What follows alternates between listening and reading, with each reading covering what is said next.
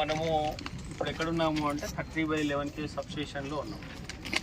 అయితే ఈ సబ్స్టేషన్కి రావడానికి ముందు మన విద్యుత్తుని అనేది ఏం చేస్తామంటే ఉత్పత్తి చేసిన విద్యుత్తుని వోల్టేజ్ పెంచుతాం. ఏం చేస్తాం? ఇప్పుడు కొత్తగూడెంలో కరెంట్ తయారైంది, విద్యుత్ తయారైంది.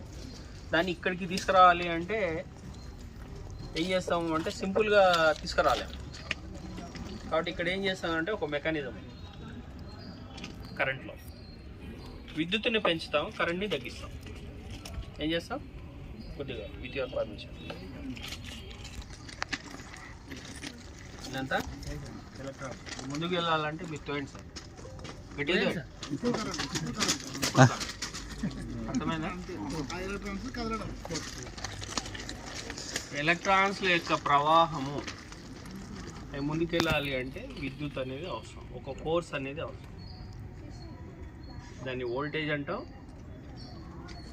దీన్ని కరెంట్ అంటాం. ఎలక్ట్రాన్స్, ఈ కరెంటు ఆ ఎలక్ట్రాన్స్ ముందుకు వెళ్ళాలి అంటే వెనకాల నుంచి ఏదో బలం కావాలి, ఫోర్స్ కావాలి.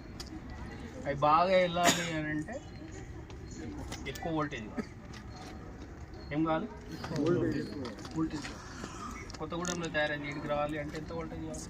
చాలా కావాలి. మన దగ్గర భారతదేశంలో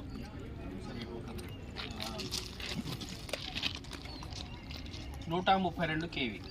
చేతులు కట్టుకోవాలి, ఓపెన్ పెట్టి. మీ పిల్లలు కూడా చదువు నేర్చుకునేటప్పుడు, చదువు చెప్పేటప్పుడు చేతులు కట్టుకొని, తిట్టేటప్పుడు చేతులు కట్టుకోవాలి. మా డిపార్ట్మెంట్లో ఇస్తామంటే ఇట్లా ఉన్నాను. విద్యుత్ కొత్తగూడెం నుంచి ఇక్కడికి రావాలి కరెంటు. ఇప్పుడు వోల్టేజ్ పెంచాలి. వోల్టేజ్ పెంచాలంటే భారతదేశంలో 132 kV ఉంది, 220 ఉంది, 400 kV ఉంది, 765 ఉంది. ఇప్పుడు 1200 kV కూడా ప్రయత్నం చేస్తాం. ఎంత?